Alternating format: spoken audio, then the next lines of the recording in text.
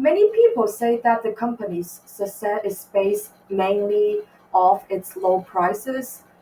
The reason behind these low competitive prices is mainly due to the low labor costs where the companies operate in China. The seed workers represent a group of Chinese migrant workers who travel from countryside areas to cities to work in the Foxconn factory for a better life.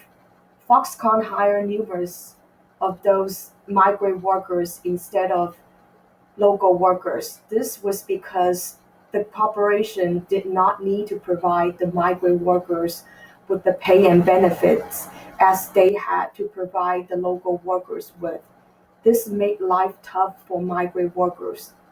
At the same time, the government did not allow the migrant worker to start a family or receive benefits as the locals did because they were not in their hometowns. Facing a identity crisis, the workers committed suicide as they felt there was no good in the world for them. Poor working conditions and mistreatment imposed at workers in Foxconn factories is considered a major problem.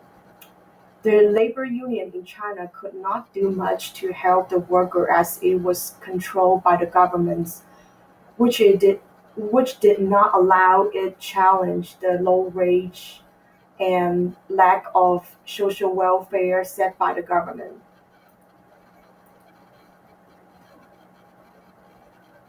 A study found that Chinese paper heavily framed the Foxconn suicides mainly as the psychological problems of young workers rather than a sweatshop issue.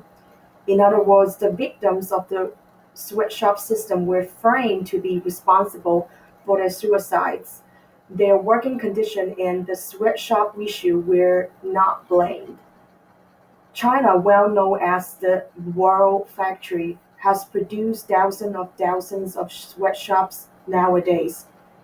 In terms of business ethic, maximizing profit should no longer be the primary goal of the corporation.